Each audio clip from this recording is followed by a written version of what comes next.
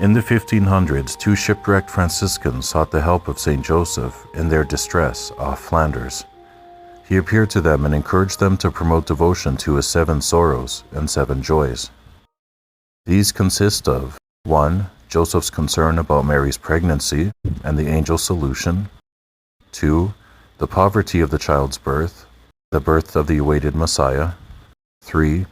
The blood shedding at the circumcision, and legally naming him Jesus. 4. Simeon's prophecy of persecution, but the promise of mankind's salvation.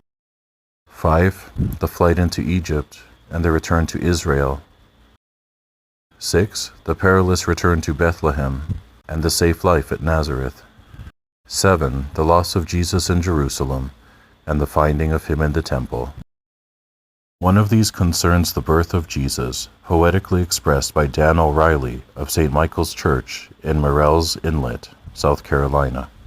Great was your sorrow in Bethlehem's stable to humble a home for the birth of a king.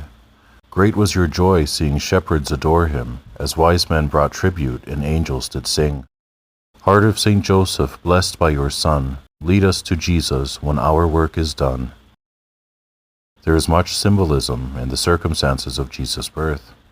Bethlehem means house of bread, and the child was placed in a manger, a feeding trough. This introduces St. John's Gospel teaching on the bread of life, alluding to the Eucharist in chapter 15.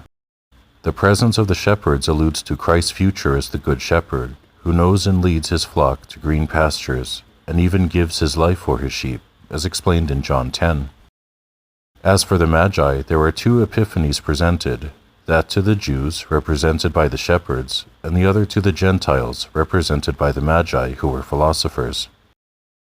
This group, it seems, studied nature and its celestial phenomena. St. Paul states in Romans 1:19-20 that nature reveals creative divine attributes easy for mankind to identify.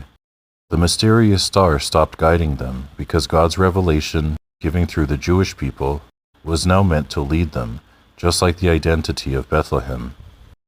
The Magi have been portrayed as together with the shepherds in the stable in Bethlehem. This is not chronologically accurate. A careful study of the original Greek indicates that some time separated the 2 epiphanies. First of all, the Magi found the child with his mother, not in a stable, but in a house.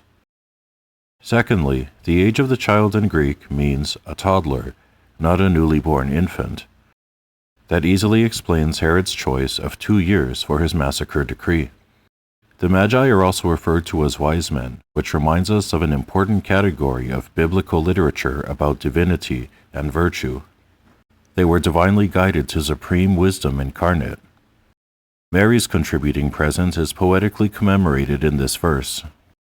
Mother of faith and promise, with Israel of old, you waited for the Savior the prophet's cry foretold, until at last the Word incarnate came to bring the world salvation and healing in his name.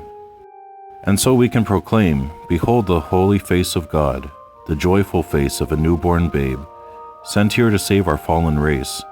Behold his holy face, the sacred face, the human face, the holy face of God.